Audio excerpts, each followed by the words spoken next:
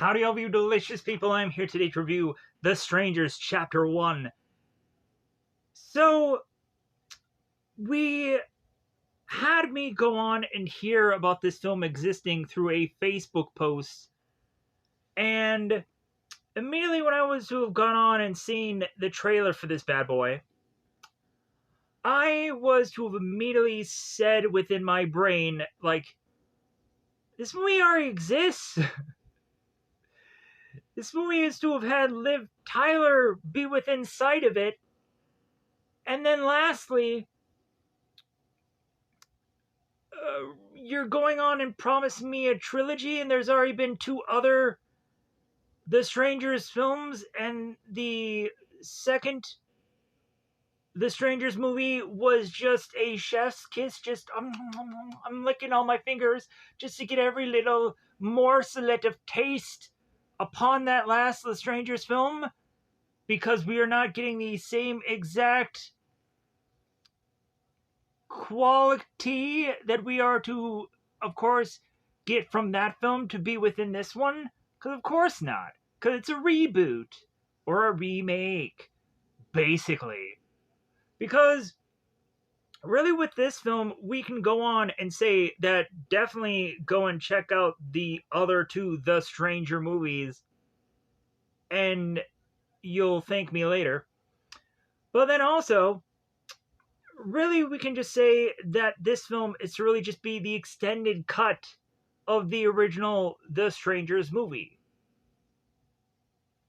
I can go on and probably tell you that this movie is to be paced a little bit differently than the other Stranger film, or Strangers film, my bad. There are plural villainous characters in that film.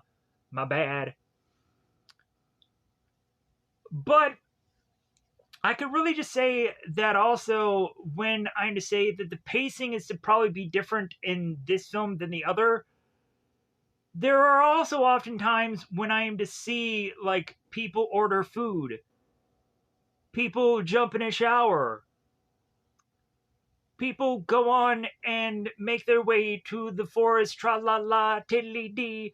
Oh no, my knee! Why is the woods so dangerous?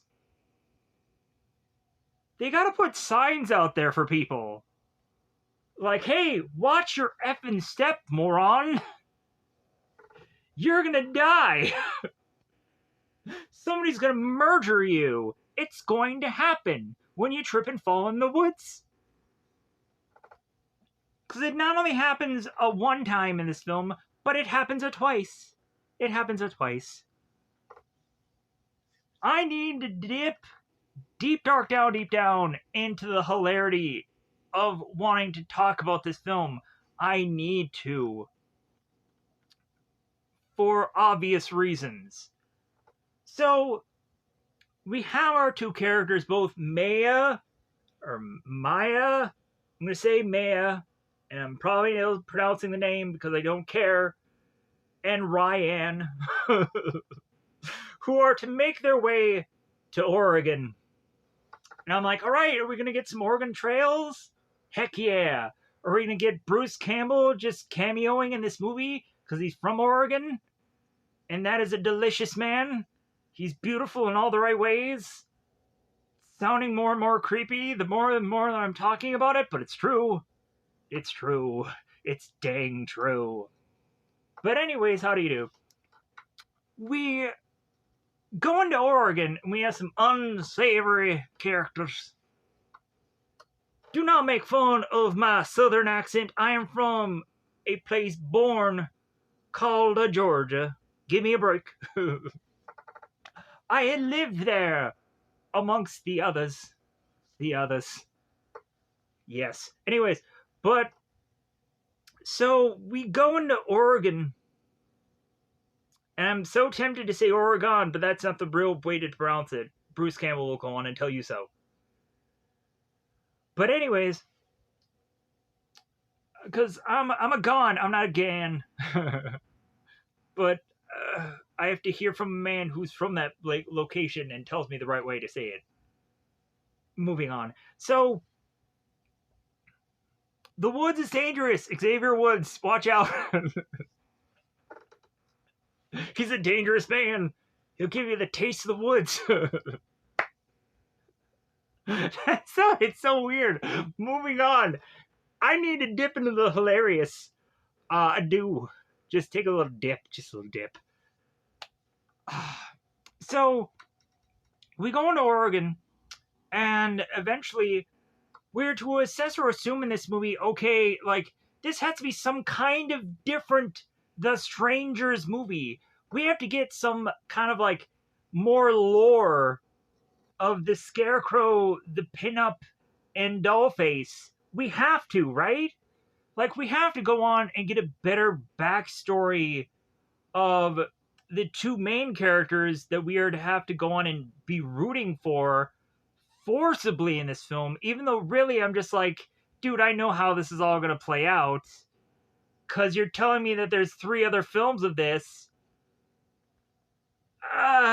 This is Star Wars prequels all over again. You're telling me how the story is going to play out. Are you going to add a dude somewhere?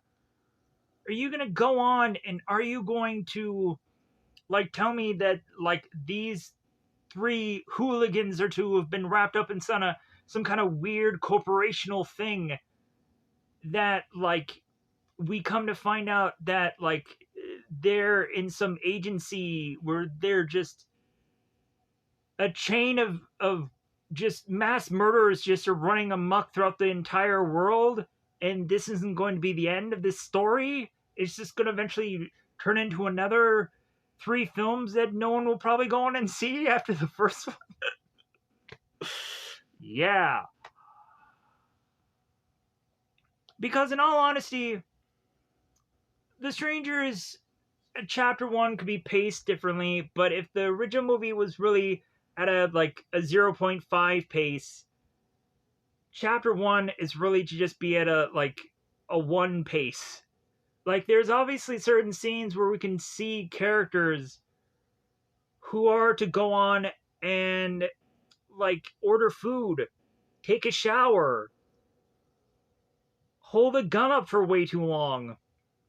And I'm just like, man, like, this is an hour and seemingly 30-something minute movie, but to me, mine was kind of cut off.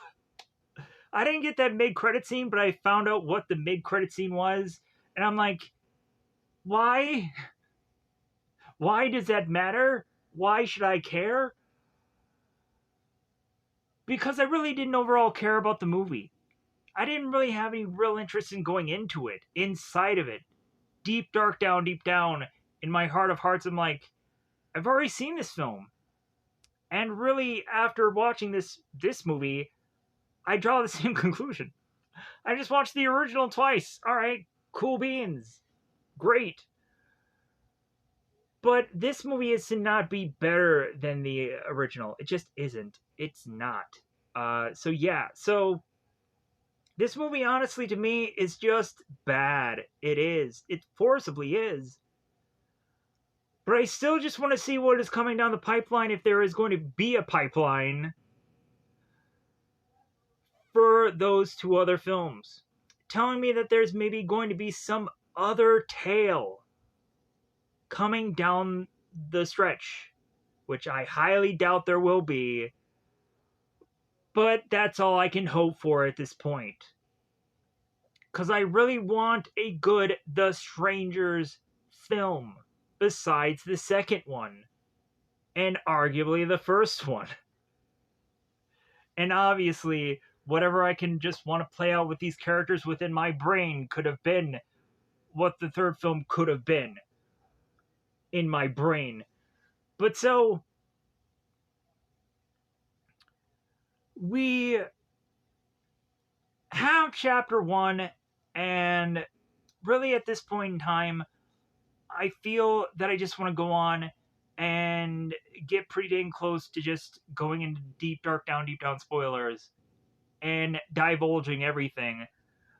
Because really, anything that I am probably to go on and talk about, I'm assured you probably have already said, or really, I probably want to go on and save it all for the actual spoiler part, anyways, from whatever is to be remembered within my brain noggin of how this all transitioned. Because immediately when I was to have gone on and watched this film, there were certain parts that I had to kind of cut back to realize how they like transitioned throughout the film.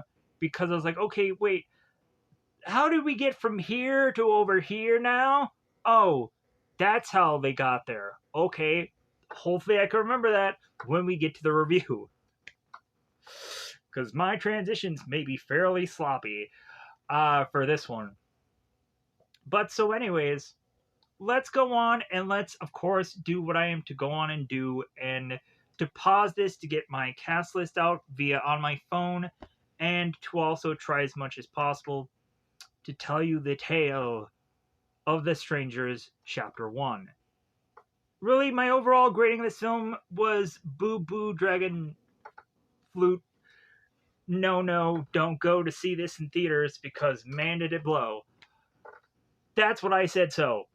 So let's go into about spoiler time. Spoiler time. It's about that time I'm going to spoil this film, and I'm going to pause here, whip out my cast list, drop it on the table, and talk about this film. By the way, if you're looking for a place to see this movie for absolutely free, you can go onto an app right now called Zellophonic. I'm going on right here now and telling you where you can see this movie for absolutely free, while also getting the cast list out for this review. You can check out an app called Zellophonic, Zelivonic, Zelivonic. It is absolutely free. Yes, there are ads that are to be placed throughout the film or show. Yeah. If you were to honestly go on and watch any of these things for absolutely free, they're to have apps be put in place. But hey, you'll get a taste of the film, especially with this being a kind of wonky delivery of footage, because really, this movie is still technically in theaters, so it is to just kind of be kind of subpar footage, but it's the film regardless. So, with that said, let's get into the very beginning of this film, which is to be a man running in the woods. He is running viciously in the woods, just like, man, like, I really gotta work on my calves today. Like, man, I gotta check my heart rate. Whew, yeah, like, I'm feeling it. All right. And so, we have this guy who's running in the woods for seemingly no reason, but he, like, just continues to just kind of just stretch out his neck to look for the man who is to be hunting him down, desperately wanting to just get him some of that man witch. But so we have this guy in the early part of the film who is running, and I'm like, hey man, watch out for that banana in them woods. And wouldn't you know it, guy just falls right on that banana, slips and hurts his ankle or hurts his knee. We just have the just Peter Griffin thing going on. Ooh, yeah, jeez, ooh, yipers. That hurt my body. Yeah. Guy goes down for the count. Scarecrow goes on and just like, really, did you think that you were going to get away from me? Like, dude, you have no backstory. Slice. Queuing up the people who are to actually have real legitimate story going on in this film. Questionably. We have Mia. We have Ryan, who are on this road trip. They could have asked their rich friends to have just given them this private plane to make their way on to Greece, but instead they're like, oh no, we're just going to go on a road trip to Oregon because we're hoping we're going to just bump into Bruce Campbell, that delicious, succulent man. I loved him in Evil Dead and Ash vs. Evil Dead. Hope he's doing well. Groovy. You know what I'm saying? So, shout out to Bruce Campbell. Yeah. So, you're not even reviewing one of my Evil Dead films. What are you doing? or any number of other projects that I've ever gone on and done in my life. Like the one where he was Elvis. Wasn't that freaking sweet and weird and a film that exists? Or whatever it is. He was Elvis once. He really was. Anyways, moving on. Man, I believe Ryan are going on to realize that they have made a horrifying mistake eventually in this film, but they're to just laugh at it now and just be like, like, we could have just gone on and just like not had to go through Oregon and not have to have done this road trip, but gee golly wilkers, here's where we are. And we of course have our character Ryan, who's like, well, yeah, like that's good and great and all, but you know what, my stomach is doing some rumbling. Like, I think I need to go on and get me a sandwich, or in this case, a vegan food selection. So the two of them make their way into this diner, and we have some unsavory cats within this diner. Some unsavory kittens. Kittens! So we go on to have both Maya, or Maya, I'm going to say either way, but at the end of the day, it's going to be Maya. Even though it's probably not the right word, right name. May and Ryan make their way to this diner. They order some mayo. It's Cinco de Mayo, yeah. Not Cinco de Mayo. Anyways, both of them go on to order this food, and we immediately have Ryan, who's like, well, like, I need a vegan option. And the waitress turns to the other waitress, is like, well, hey, like, we got another vegan over here. Like, what do you got for him? And really, they just offer him a salad without the bacon. And then the guy ends up saying, like, well, hey, yeah, like, how about I get a bacon?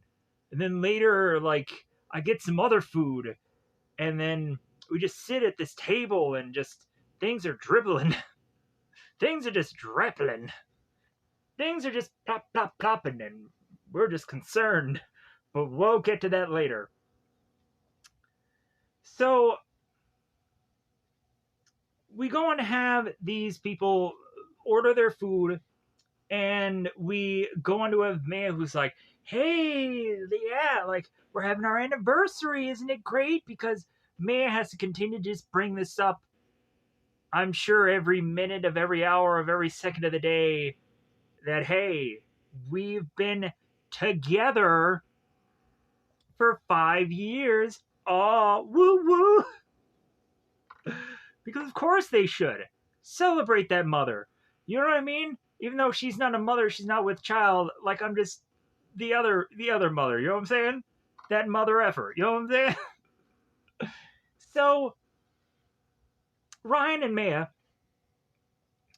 are to just kind of let it slip that they are to be together for a good length of time, to where this couple in the background is to just be like, oh, like, we are also having our anniversary upon the same day. What a coinkydink. And, like, we have been married for X number of years. Wow. And Maya's like, oh, well, we're just to have been together for 5 years. And this waitress kind of just goes out of her way, just like, what'd you say? What? Hey, Ryan, why didn't you put a finger on that girl? Just sticking her nose and her face and the rest of her body into that business.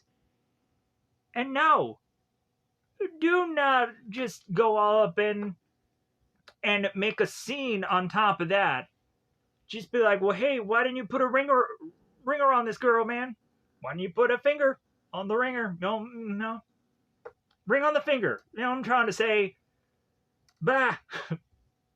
I had no clue what he was saying. Neither did I. Well, let's get there. So, we go on and we have this very now much more awkward, uncomfortable food served upon these people, that they're to now just be like, man, I just want to just, I just want to eat and frickin' go. I want to get out of here. So we have the couple who is to make it their way out of this diner and pay for their meal, and they are to all of a sudden realize that there is be this reward for this man that they are probably never going to go on and find because he's dead. You know who could probably go on and find this said man to get this reward? 3 of these folks. But no, they're not going to go for the reward now, are they? What a mistake that is. They could have gotten that money. They could have been rich. In jail, yes, but rich. But nonetheless, maybe they were rich regardless. Maybe they are just having a stack of cash somewhere. Just corporate killers. Who knows? Moving on. So we have them go on and showcase this man's reward, to come to find out that this is to have been some rich benefactorish character who I would have to have assumed would to have been the guy who had died in the earlier part of this film, to now give him some quasi backstory that no one cares about because he's the first to die in the film. Sadly, it was kind of like Drew Barrymore in the Scream movie, where really she's kind of held more and more importance prior to her death in that film, besides her massive acting career and everything else that she's ever to have accomplished. But so moving on. We have our couple leaving our diner to eventually find out that their car that they have to hit buttons to try to get to work. I'm slamming buttons. I'm twisting keys. I'm hitting the things. Yeah, doesn't work out quite all that well. And we have this mechanic named Ruby who is to tell these folks, yeah, it seems like your car doesn't work.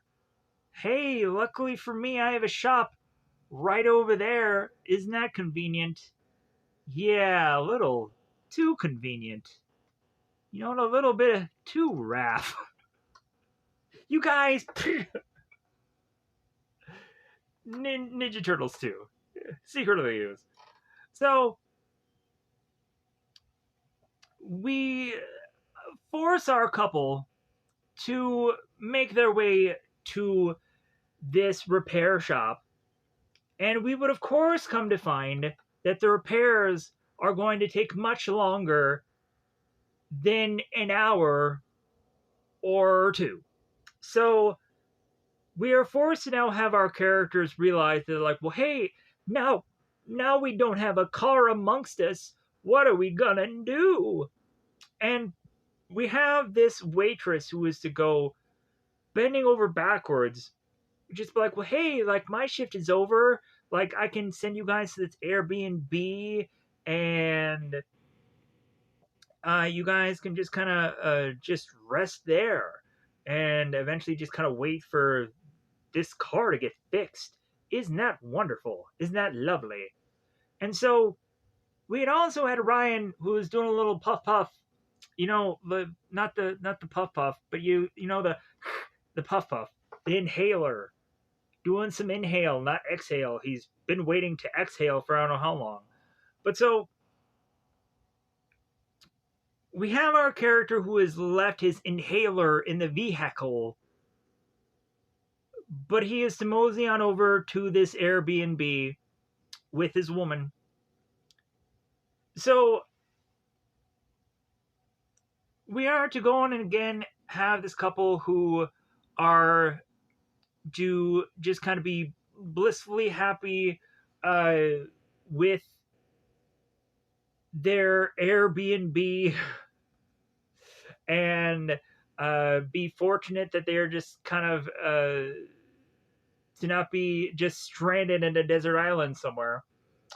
But so we eventually come to find a little bit of a just knocking at the door. And we, of course, have this couple who are to make their way to the door to be like, okay, like, who could this be? And we would have this girl in the shadows who, of course, is asking for Tamra. And, of course, we would go on to state, it's like, well, Tamra's not here. How about you just never come back And if you do come back, we're going to call the hot fuzz on you. We're going to call the hot, sweaty fuzz all up in your business. But so, we would, of course, have this girl who is to run off, and we were to think, oh, I guess that has just resolved itself, right?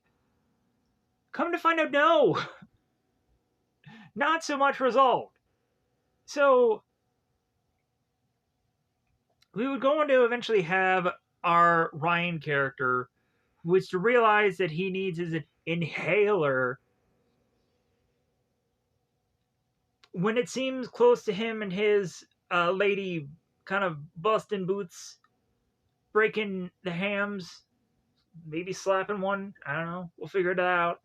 But so Ryan is to go on and realize that he had left his inhaler in his car, so that leaves him with this motorcycle that he bizarrely is to find and be able to ride somehow to then get to this locale to retrieve his inhaler, leaving Maya all alone upon this place that she has never been before.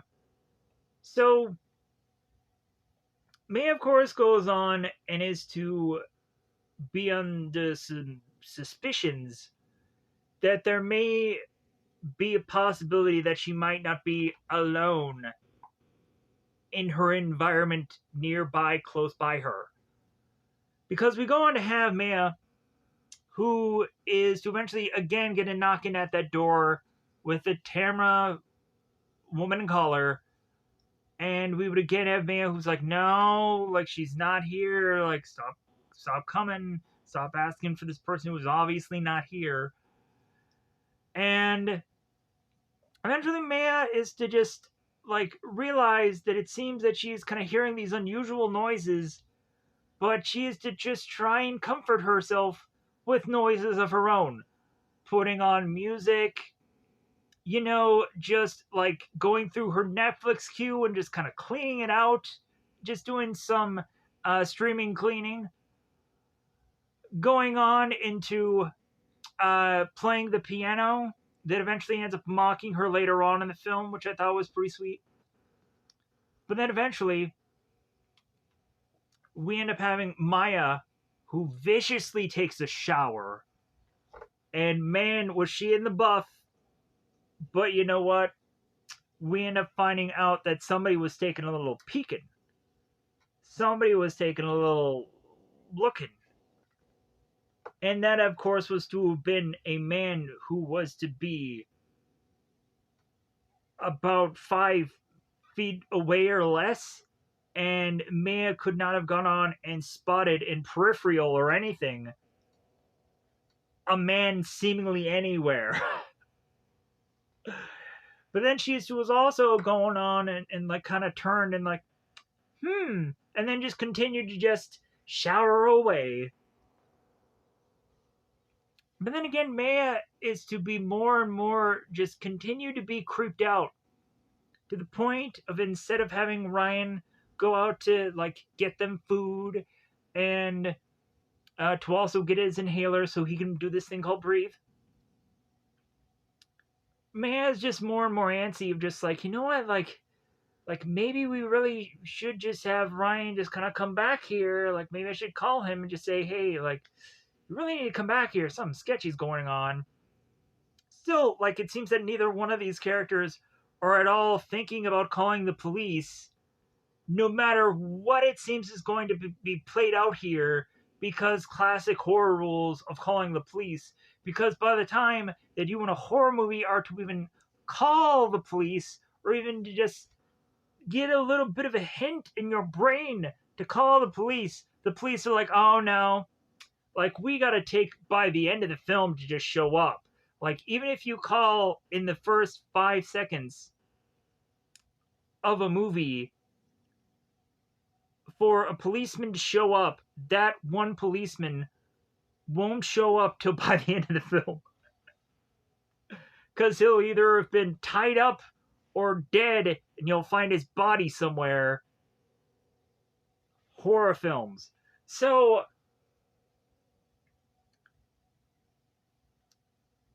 Ryan is to go on to return, and by this point, Maya is to be very much freaked out because Maya is to have lost this thing called electricity. Oh no, she's in the dark. The worst thing that you can possibly be in a horror film.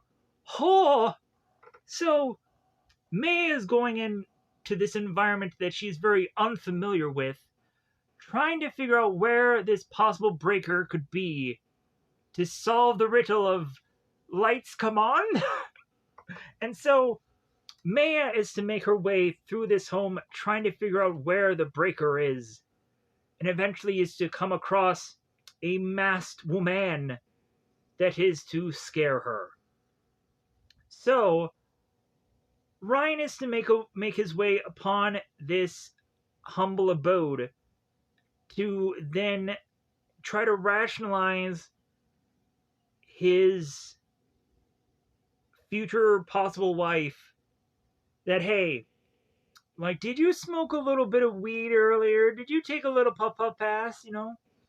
Like, did you also just have some edibles? Were you also on some PCP? What other drugs are you taking, woman? How many things? I haven't been with you, like, this whole day. Well, what are you kind of dabbling in, if you know what I mean? So, Ryan goes on and is to accuse Maya of being high, but then also otherwise seeing a portrait of a face in the background, and Ryan is to just be like, well, I'm just going to move over here and then move back here, and you would have possibly assumed that this face that is to have been over there is to have been Booger Man. Is that true, Maya? And she's to be like, well, yeah, maybe, but no, it's not the exact same thing. Shouldn't we have called the coppers? Shouldn't we have called the fuzz? Shouldn't we have given them a little jingle jangle, if you know what I'm saying? Because they're going to take till the end of the movie to get here. But hey, should have been done a tweed bit earlier. But so, anyways, we go on to have our two characters that are just to be like, like, what were we freaking out about? How about we just go on and eat our meals? And eventually just realize that Ryan is too much of a Slavish character for Maya to decide to want to go on and lock lips with that man. But really, she just wants to lock lips with a napkin in his face. And so we have our two characters just kind of having fun. But then the fun turns. The fun gets a little undone. If Ryan isn't to have been too much of a Slavish person, to have realized something's doing a little dribbling upon his face and his bate, we come to find out that there is some blood, making their way down from the chandelier. So we have both of our characters looking up at the chandelier with this animal head placed upon it, and they're like, oh my god! Animal head! But then all of a sudden they have a knocking at this door, and it is to be much more than a Tamara caller. It is to be an axe calling through this door, just like, hey man, I'm coming through. I'm going to give you a little bit of a, hey, here's Johnny, but really, I'm just going to be bashing my way through. Man, big ups to the Scarecrow character for having to just bash his way through these doors and through all of these things. Because, jeepers creepers, Batman, what an athleticism was to have been via this Scarecrowish character. Man, what just, I'm sure, just beefy, muscular bicepers this dude would have come across to have just been nailing these freaking just doors the way he does, just be bashing through these windows like he does, and just laying the smackdown on all these people. So Even though, really, I don't think they do that enough in this film. It's not violent enough. It's not vicious enough for my taste. I actually did lick my hand. It was bad. I'll never do it again. 2 stars on Yelp. So we have the axe coming through the door, and our characters are just like, you know what? We should probably get out of here. We should probably not be in this room because we have Lumberjack Man just coming on down to be the next contestant on Someone's Gonna Die. So our 2 characters make their way into this room, and they end up just kind of just finding whatever furniture they are to put in front of this door as we go on to have Scarecrow, who is already just, I'm sure, just exhausted himself upon one door, and he's like, well, here's door number 2, kabang, kabang, kabang. Coming to find that our characters being within inside this room are to see this door, and it is to have the words hello slathered all over it. I'm like, that's what they went on and did with the window in the original The Strangers movie, and I thought that that was actually a lot better to do. That actually looked a lot cooler in that film. But in this one, we just have a stupid door that just hello all over it. That's stupid and cheap. Why didn't I think of that? But so, did you see that sweet pause there? I sure did. So, we have our characters that are just kind of stuck in this room with the drawer in front of the door, the dresser drawer, furniture thing door, and we are all of a sudden to see the Scarecrow is to go on and just be like, hey, play it later days. I'm out with my lips, my luscious lips. I'm peacing, I'm deucing, A-Town. And so the monster all of a sudden leaves, and the couple is just like, are they coming back? Are they taking a 30? Like, is there child labor laws going on here that we're not aware of? Yikes. Child labor laws. So, child labor killers. I don't know. Maybe there's a rule. I don't know.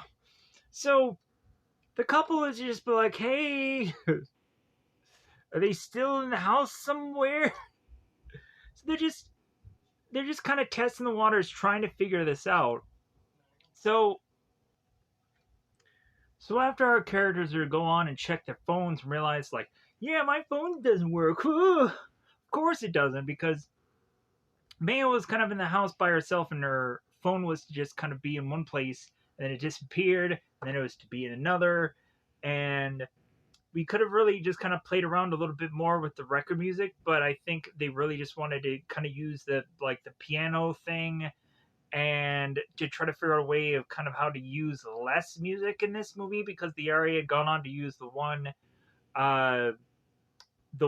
song that I had gone on and also heard in the Dark Shadows Johnny Depp movie, that I actually do really like that song. That song is actually a really good song.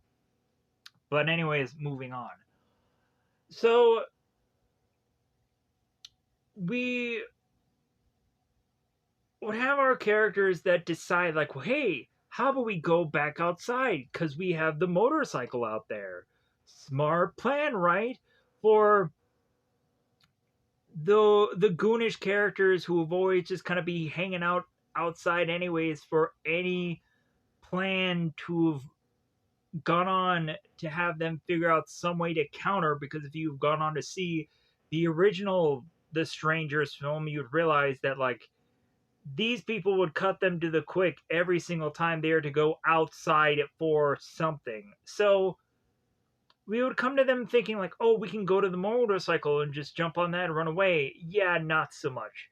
Immediately when they try to get to the motorcycle is lit on fire, and the Scarecrow is like, aha! Checkmate, motherfuckers. So they're like, oh crap, well, since this guy is here and we're in Istanbul, where should we go? Well, we have our characters running back to this bathroom and they're trying to figure out what weapons they can go on and use. And I think we had Ryan who is to find, I think, this like either this blade or this like razor. I'm not quite sure exactly what, like, it looked like a blade. I don't know, it was just an unusual blade. But so we have the two of them just going on to try to figure out where throughout the house that these villainish characters are to go on and be. And I had just seen earlier today through an up down down playthrough of the Texas Chainsaw Massacre playthrough, and I had gotten very much reminded of this and that. So definitely go on and check out that. Um, but yeah, but I'd also seen a playthrough of the Forest via another YouTuber. I'm trying to think of the name, but it's lost upon me. My bad. But anyways, it wasn't Markiplier, but he's done a lot of those. But anyways, I want to say that the YouTuber name starts with like OK something, or I'm not quite sure. I just kind of went into the videos today, so it is what it is. Anyways, moving on. So the two of them in the bathroom, they eventually realize that this vent is to open, and they are to kind of make their way like in between the walls of this house, and then are to eventually get underneath the house, and they are to probably realize that is how to have been our three characters kind of making their way through this house. In all honesty, through this film, we really just have Scarecrow, who is kind of doing the heavy lifting, and the pinup character and the dollface character are really just kind of there.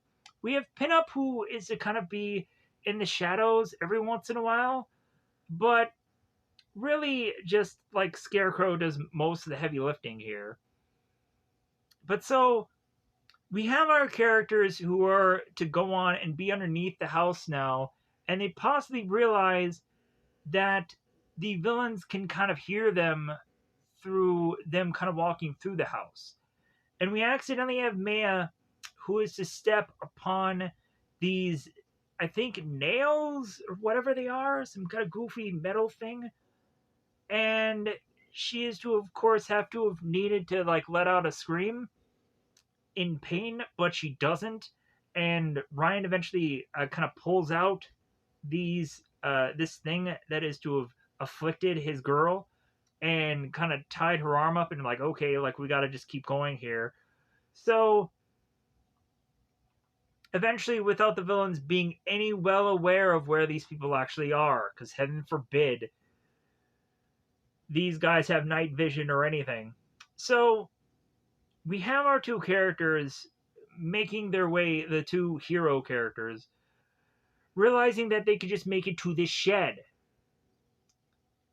to really just go on and have, throughout this entire journey, have them realize that they are not alone.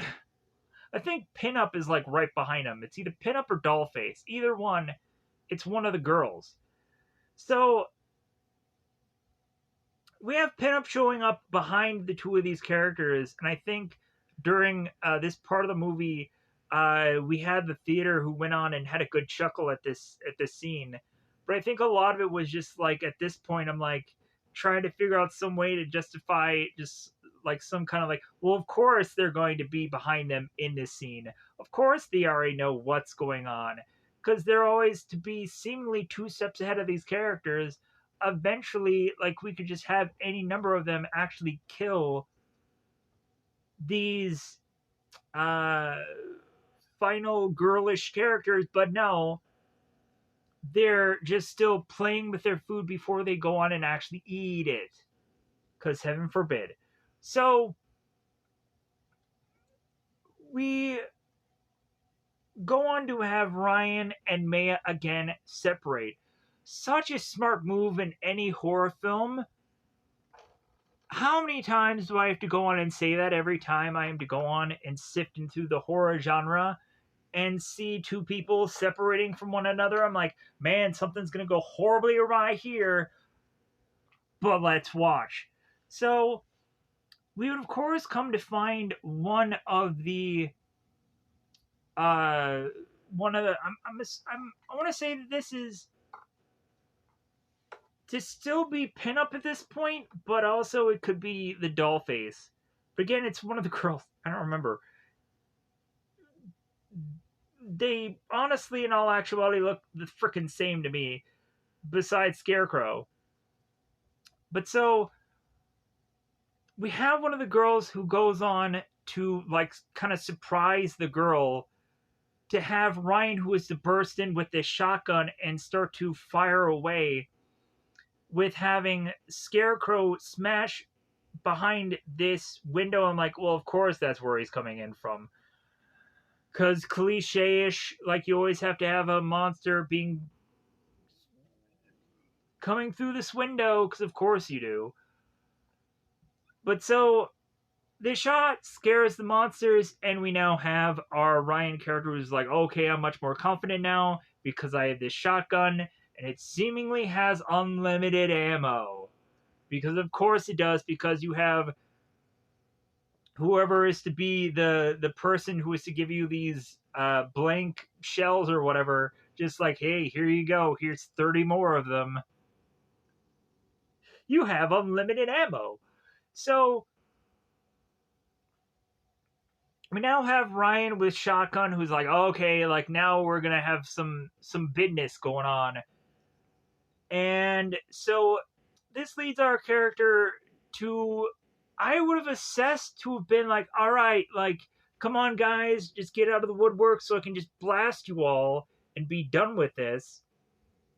But then, so finally, by the time that these characters are building up to this possibility that they're to go on and see somebody making their way downtown, walking fast, chases past, and they're homebound, whatever, we come to find that Ryan has waited so freaking long to wait to kill a man that he is to kill the wrong man. We come to find out that the owner of this Airbnb is to have made his way to this house to just get shot and killed, sadly enough. So Ryan is to just be like, oh, I just killed a man. And both of them aren't at all thinking like, dude, there are people trying to kill us right here now. Like, we don't have time for this bullshit. We don't have time for this dead body. We gotta get our bodies back into somewhere safe. F this guy, sadly. But, like, we gotta get to rolling. So, really, that pushes our characters to assess. It's like, but wait a minute. This dead man has a car. Oh my god. Knowledge. Knowledge is power, people. Knowledge is power. G.I. Joe. So, knowing is half the battle. You know what I mean? So, they get into this car and they're like, all right, we can finally escape. Because when Ryan was to have gone on and tried to get to his inhaler, we had Ruby, who had gone on and like almost tried to club the man and like, I thought you were some burglar. Very kind of out of place for that character to have been seemingly as nice as he was trying to be, but then eventually when it seems that he could have possibly have come across a burglar, like he changed into this kind of weird, goofy guy. But I wanted to get to that scene because I had completely forgotten about it, because Ruby is a non-important character upon my life to have spoken about until now. So back into the car, the two characters. It seems that we're getting away, but not getting away too far. We're really just getting them away to hit a tree. This truck comes out of nowhere. It's like an RKO, just pow pow. You know what I mean? Just doing a little pow pow. Just vicious pow pow. So we would come to have our characters who are now to be smushed in this car, viciously getting the bang bang from the other thing called a vehicle. And Ryan's leg is getting caught in the vehicle, in the truck, in the whatever thing that they're driving. And Ryan turns to his lover. He's like, dude, lady, you gotta get to stepping. You gotta get out of here because you can get out of here. My leg is stuck. I can't get out of this car. I'm toasted. Like, if anything, I'm just gonna go on and just have my shotgun here and hope that these guys are dumb enough to come at me, bro. So, Maya, you run away and hope that you can eventually call the police. That'll come by the end of this film. So, Ryan goes on to now have his shotgun of choice, because it's his only choice, to kind of wait for somebody to just come knocking at his windshield, it seems. And when we would have Ryan blast this windshield, we would have the Scarecrow character just kind of lobbing away. Ryan goes on to kind of bust through this windshield as well as free his leg, and is to then try to go on and figure out where Maya is. As well as also, we eventually find him thrusted against this, to be thrusted against Pinup. And so Ryan is to go on and have this shotgun pointed at Pinup, and he is to just be like, oh, well, like, the hardest person, the hardest thing to ever do is kill the first time around, and you will be my second. And so we have this guy who has this kind of really much more, I guess, confident, for however long that's going to last, kind of moxie about him. But, like, this guy is not willing to pull the trigger. Dude, you could have thinned out the villainous herd right then and there, but you didn't. You decided to just wait for just God to step in, a meteor to strike this villainous character down. What were you waiting for? God, did you ever see that scary movie? What are you waiting for, huh? And then the guy just plop. Yeah, that's you, buddy. You plopped. Because we have Scarecrow just coming on in and just be like, ha ha ha, pow, you're down for the count. So May is to go on and try to pretend that she is to be Arnold Schwarzenegger in the third act of Predator, and is to make like a tree and freaking not be able to leave any goddamn where. And May is to try to like pretend that she's the Woods and to make a little bit of a phone call. But you're calling in the Woods, the most dangerous place in this entire film. Ryan had gone on and tripped and twisted his ankle and hurt himself. You're going to go on and murder yourself also by accident, by slipping on a pebble somewhere. Oh my God. So Maya goes on and is to try to call the police, the Popo, the Federales. So Maya is going on and she ends up getting contact with the police, but then all of a sudden her signal is not that strong. And so she's like, oh crap. So she, instead of hiding within this brush, she's kind of getting a signal. She's trying to get the signal. She's like, where is the signal? Where the heck could this signal be? Help me. Give me some of them bars. And that goes on and just has her end up getting grabby napped by the villainous characters. So we're to go on and just drag these two characters within the house, putting on again the same exact third act like play that we did in the original movie. The only difference was that we actually had in the original movie like them going to be married and they had the dresses and everything, but she had cold feet, and she's like, no, it's not the right time. And so we don't have the wedding dress by the end of this film. Of course not. It would have been a better ending, but what am I to say? So we have our two people here to need desperately to want to know, like, why did you come after us? Why did you do this? What kind of vendetta could you have had against us? And I think in the original one, like, the real, like, breakdown reason is like, well, because you answered the door. Because you were here. Because you were the only ones that were home. So, really, the answer that they give him is like, well, like, because you were here. Because it was convenient. Because it was either this or going and watching the first Omen, and we were like, no, the Omen? Really? That noise. The Omen. The Omen can go in itself.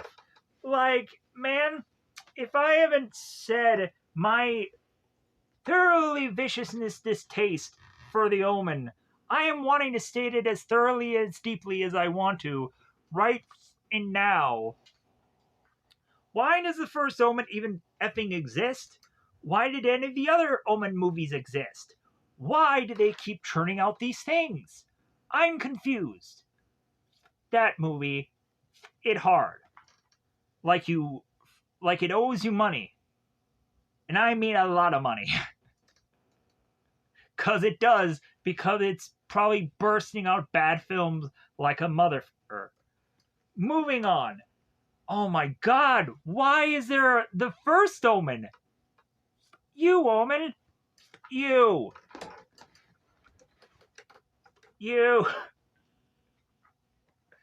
Moving on. So back to the finale.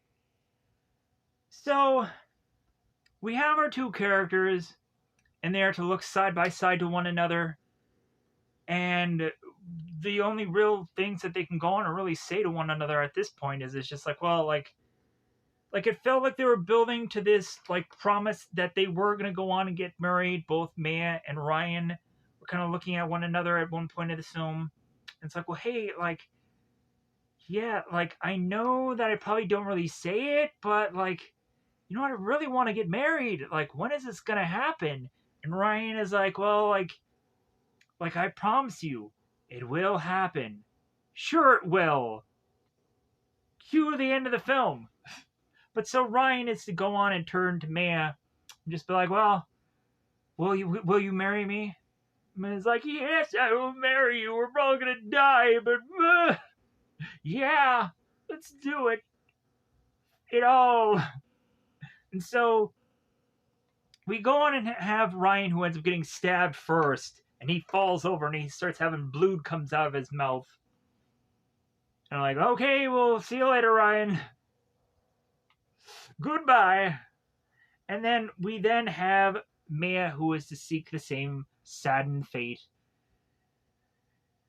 And so that is, of course, when the police show up and our villainous characters start to make their way out of this home. It is to not be like the original other movie where we have the Jehovah's Witness kids that find this home and are to just be like, oh, hey, well, like, and I think that is probably a better ending because you're having a kid come into a very traumatic experience and like be traumatized for the rest of his effing life. Whereas instead in this film, you're just having the cops come in and they're getting traumatized for the rest of their lives also. But really, it's probably just be a normal Tuesday to them at this point in their lives to see all the horror and carnage that they are to ever see upon their eyes. It's horrific. Because eventually, I had a cop come to my school and do a whole like speech and And he was like, yeah, like I've seen some things. I wouldn't recommend it. And he didn't exactly say that, but but so this cop is just like, yeah, I've seen a lot of stuff in my career, and like eventually it just kind of like becomes a normal, like it just becomes the norm. Sadly enough, it's like, yeah, like just imagine like doctors and all kinds of things that like these people would have to go on and just be like, yeah, this is just gross and whatever, but like it just has to be like just a Tuesday for me, and I just have to work through this. But so, yeah, the cops come, and we come to find that Maya lives. She's resting in this hospital bed. She's tossing and turning. What the fuck? Wait a minute, like, so you couldn't have killed both of them off. You just had to go on and had one of them frickin' live, and it of course had to be Maya. Because Final Girl. But not only that, like, you had the Riverdale girl come in there, and like she has to go on and she has to just live off movie. That noise. No, like, it's not about the gender thing. It's just clearly like you're not doing the exact same thing that the other film did. Off with that. If you want to say that this is to be similar to the other film, copy and paste basically the extended cut when really it's just a bag of garbage. To just be like, hey, you want some of this bag of garbage? No. Because that bag of garbage looks like similar to the other bag of garbage that I have at home. Oh, it's because it is the exact same bag. Where'd you get this? So, we have a mid-credit scene where supposedly what it kind of throw down at the end credit scene is we have Maya, who I guess is to be fully recovered from her injuries so fairly quickly, that is to have escaped from this hospital, making her way into this vehicle to eventually find the three goons there and just be like, aha, like, you thought that you were getting away from all this? Well, think again. And I'm like, wait a minute. Like, you just had to try to do a swerve? What kind of garbagey nonsense is that? Off, movie. Off twice. Off within your lives. I swear. Whoever was to have gone on and decided to rewrite this film, re-put it out, I don't blame the actors whatsoever, because they needed a cling. And probably anybody who had gone on to produce, direct, like all of them probably needed something in their portfolios, let's admit it. But the person who just decided to write this goddamn thing, wow. You couldn't have gone on and given me a better The Strangers movie? You couldn't have gone on and given me some lore? Couldn't have gone on and not fudged up the freaking ending not only once, but then effing twice. You, writer of this film, or writers, I don't know because I didn't look at the credits, to have to just scream and yell out one name and one name alone to have caused my trouble and anguish and problems upon my life. You! But with that said, you, the viewer who is watching this, no, not F you unless you were the writer who actually wrote this thing out of this film, then you can F right off. But anybody else, do not F right off. Stay here, enjoy your time here, and enjoy my anguish. Enjoy my, why did I watch this film? I am a glutton of punishment upon myself. Because, like, I have these sixth senses about these films, and I know they're not going to be good, but I'm just like, I want to scratch that motherfucking itch. I want to get that taste of that something. And then that taste ends up just becoming sour upon my mouth, and not the good sour. I'm like, I love sour. No, it's the bad sour. It's the thing that you're like realizing that you should not have eaten. You should not have taken upon your mouth and been like, you should have been like,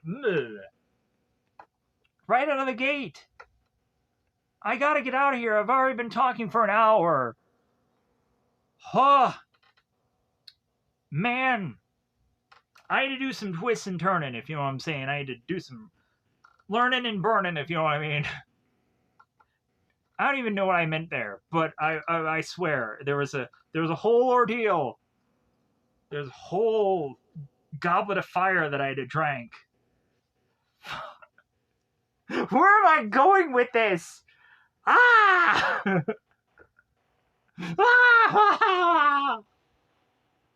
That's where I was going with this movie.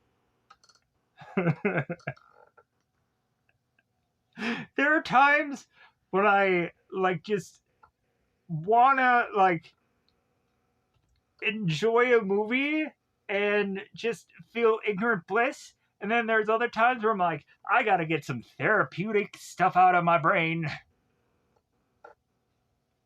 I just gotta blurst this out. I gotta blast it. I gotta wah.